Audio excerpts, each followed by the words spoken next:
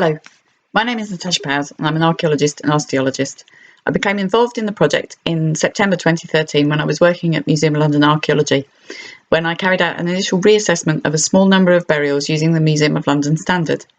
The intention was to see what further potential there might be for analysis and to identify any themes, time periods or areas that would be of particular importance. In 2013, work was initiated to enable the direct comparison of the Petriplatz assemblage with contemporary burials from the Augustinian Priory of St Mary Spital, East London. The first season of work involved the assessment of 148 skeletons to Museum of London Archaeology standards. During the 2014 season, a further 32 individuals were assessed, and 8 individuals from 2 multiple burials were fully recorded. 3 men with evidence of having died as the result of significant weapon trauma, and who I'll talk about shortly, and a further 5 children who'd shared an earth-cut grave and who became the subject of DNA studies by Jessica Rotter. In 2015, I carried out the assessment of a further 98 individuals, 80 from the modern excavations and 18 from excavations carried out on the site in 1967.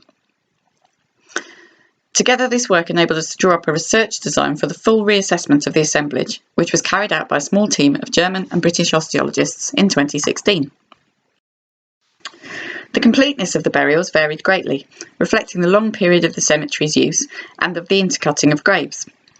In total, 3,809 burials have been examined, with the data entered into an Excel spreadsheet using standardised codes to enable us to easily look for patterns and carry out statistical tests. More than 60% of the Petriplatz burials are of adults, and of those there are slightly more men than women. But the bias is not so great as to think that there is anything other than a normal population represented here, where a cross-section of the living population is buried. However, there were some unusual characteristics, such as the number of graves that contained more than one person, as you can see here, and these raised interesting questions about burial practices, disease and famine, some of which we're going to discuss further here today. I'm going to outline some of the broad findings from the assessment and then focus on one of the more unusual discoveries, the burial of 3 men in a box.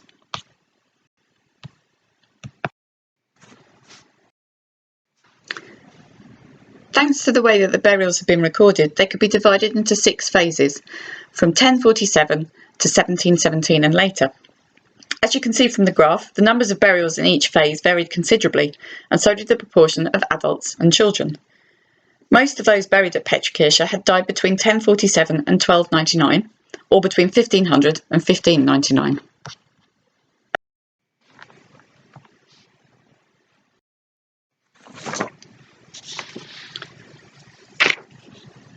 In terms of the demographic profile, the buried population appears to have been relatively stable throughout the use of the cemetery, and again to reflect that expected of a normal living population. However, the reduction in female and child burials in the later phases is intriguing and does need further investigation. In terms of pathological conditions, that's evidence of disease and injury that we can see in the bones, the buried populations show all of the afflictions that we might expect, and more. We saw lots of evidence of dental disease and of joint conditions, and we also saw more unusual illnesses. The overall patterns enable us to start to examine the levels of risk, the amount of activity, and the living conditions that people of Berlin were exposed to at different times in the past. There were 288 individuals with fractures, that's 7.6% of the population, including 147 men, 15.8% of the males, and 83 women, or 9.9%, and 13 subadults. That's another word for children. 4 people had evidence of amputation, 3 affecting the hands or the forearms, and 1 affecting a foot. 1 man had an oval area of bone on his forehead, where a tumour had been removed when he was alive. The shiny surface of this tells us that he did not survive the operation. He died between 1445 and 1478, making this an example of a late medieval surgical treatment. It's possible that the lesion that was removed was in fact an aneurysmal bone cyst, and removing it meant that he bled to death. 20 adults had weapon injuries. Most of these were healed, and many affected the skull. 5 of those with such injuries had died between 1047 and 1299, and all of them were male, equating to 0.2% of the adult population at this time. Of the remaining burials with such injuries, one dated to 1300 to 1399 and 5 to 1500 to 1599, the two remaining individuals being undated. 3 individuals were identified as having possible leprosy, and there were 31 securely diagnosed cases of TB or tuberculosis. Most interesting were 28 people who had skeletal changes consistent with a possible diagnosis of venereal syphilis, 0.7% of the population. There was a peak in the number of individuals affected, dating to 1600 to 1717, although not a peak in the crude prevalence at this time, as the proportion of individuals affected. This peak fits well with the historical information that indicates that an epidemic cut across Europe at this time. Of particular interest are those cases which predate Columbus's voyage to the Americas, as this is traditionally assigned as the origin of the disease, although I don't think anyone's suggesting that Columbus himself brought it back. Unfortunately, none of the cases from Berlin dating from before 1399 had changes to the skull known as caries sicca, which would enable us to be completely secure in our diagnosis. One child was found in such an unusual burial position that the excavators nicknamed them the swimmer. Although they had badly rotten teeth, there were no other signs of disease or injury that might explain this burial position. However, it can be explained if, when the child was buried, they were in extreme rigour or cadaveric spasm, with the muscles of the back, arms and legs all contracted. And the position bears a striking similarity to that which occurs as a result of tetanus, suggesting that this may have been their cause of death. Archaeological evidence of this condition is sparse, as it leaves no trace on the skeleton, and this burial is therefore of great significance. We also saw evidence of diseases caused by lack of vitamins, such as scurvy, caused by a lack of vitamin C, and rickets, which is caused by a lack of vitamin D. When giving lectures in the UK, I always use the example that north of Birmingham, the winter sunlight is not strong enough to enable you to synthesise vitamin D, and so there's a risk of rickets in children, particularly if they do not have a good diet or exposure to sunlight in the remaining months of the year. And coincidentally, Berlin is on almost exactly the same latitude as Birmingham. 50% of the children who died after 1717 had scurvy, but don't get too excited about this rate because this was just one individual out of 2. Amongst the least common conditions seen were cancers, such as these 2 people here who had evidence of secondary cancer spreading to the bone from elsewhere in the body.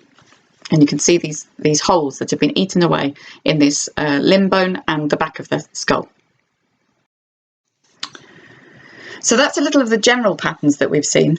And now to focus on perhaps the most fascinating of all the burials, the kist burial. During the excavations, a highly unusual grave containing the remains of 3 men interred together in an awkward position was found. They all displayed signs of having been attacked, and a radiocarbon date of 1168 to 1208 placed them firmly in the earliest phase of the cemetery's use. DNA analysis established that the group had no genetic relationship to one another, ruling out the possibility that this was some kind of family grave. The bones were fairly well preserved and complete, which allowed me to look at the pattern of their injuries and suggest a story for what may have occurred to them. These diagrams show where they had injuries, with the red lines showing where the cut marks are. All of these injuries were consistent with being hit with weapons, and none of the injuries showed any signs of healing, which, when given some of the nature of some of these injuries, as you'll see, is not really surprising. The first man had slender bones and was not very tall. He had many large blade cuts to his head, as you can see here.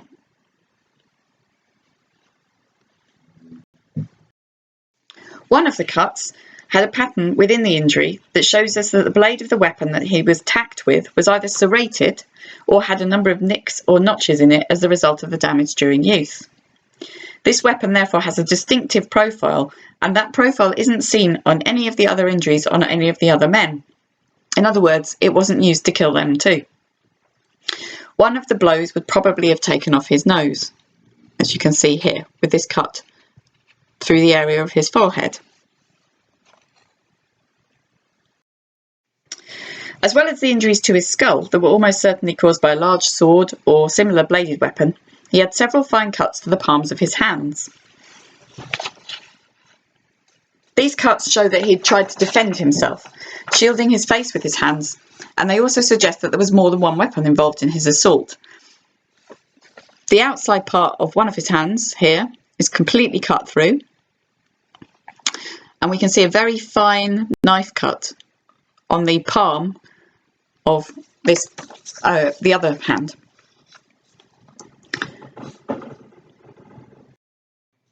The second man was more robust and taller. He had a massive wound to the back and side of his skull that resulted from at least 2 blows from a heavy bladed weapon such as an axe. The weapon had penetrated deeply into his brain, and it's likely that his death was instantaneous.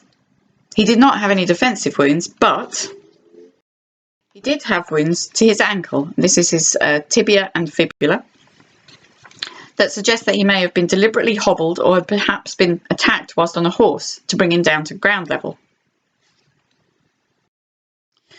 The skull of the third man was less well preserved, but he again had many injuries to his face that showed he had been attacked with a sharp, bladed weapon such as a sword.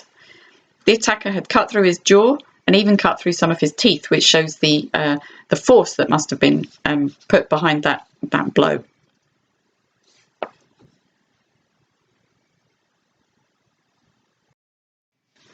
He had one wound to his forearm that showed that he'd put up his arm to defend himself, and another small fracture to his wrist that would have been caused by falling down and landed on his outstretched hand. This fracture had also happened around the time of his death. So who were these mysterious men, and why did they end up buried together in a large box? These 3 middle-aged men all died as the result of a violent assault, most likely by a group of assailants. Their possessions, their grave goods, and their prominent position within the cemetery suggest that they were considered of some significant social status. None of the men display any of the changes that are used as indicators of prolonged involvement in hand-to-hand combat, and they have no healed combat injuries. As such, there is little to suggest from their skeletons that these men were professional soldiers.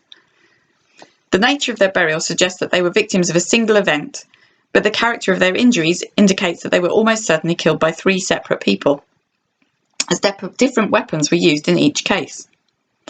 There are consistencies in the pattern of injuries seen when compared with the dead from other known battle sites from this period and from later, such as the early 16th century Battle of Good Friday in Uppsala in Sweden, that showed that facial blows were mostly concentrated on the right side, and victims of the 1461 Battle of Towton in Yorkshire, who averaged 4.2 wounds per person, which also fits the pattern that we see here. In both instances, the pattern of injuries is consistent with face-to-face combat with a right-handed assailant. And the same is true of our men. The leg injuries suffered by the second man are a plausible indicator that he was on horseback when he was attacked, and are similar to injuries seen at the Battle of Visby in 1361, where it was also suggested that those people had been fighting on horseback. Although attacking the legs to incapacitate your opponent was also an accepted medieval fighting strategy, even if they were standing on their own 2 feet. It appears that these men had been placed in a sitting position, kneeling or semi-flexed, facing downwards, and they were certainly not laid out in accordance with expected medieval burial practices or the way in which the other burials had been placed in the cemetery. The hole which had been dug for the box that they were contained within was considerably larger than was necessary, and perhaps a grave had been dug for 3 extended burials before the box had been received. Perhaps the condition of the bodies, or the time which had elapsed since their death, dissuaded those who were preparing the grave from investigating the box further. The quantity of artefacts found in the grave, which included a silver gilt brooch, a belt, buckle, shoe buckles and a key, indicate that the men were clothed and probably in everyday dress. In contrast, silver coins found in the mouth of the third man show that someone had attempted to ready him for what we might call a proper burial. Perhaps the nature of their burial was simply the response to an unusual circumstance, perhaps having been used as a pragmatic container in which to return the 3 men from an incident some distance away from Berlin. The group had no genetic relationship to one another, but they could still have shared kinship in another sense, bound by a social, feudal or military bond. Perhaps they were simply unfortunate enough to have shared their untimely deaths, and thus to have been bound to one another for eternity. So thank you for listening to this presentation. I'm sorry that we didn't get to see each other face to face, but I hope you've enjoyed it and this little insight into Berlin's past. Thank you.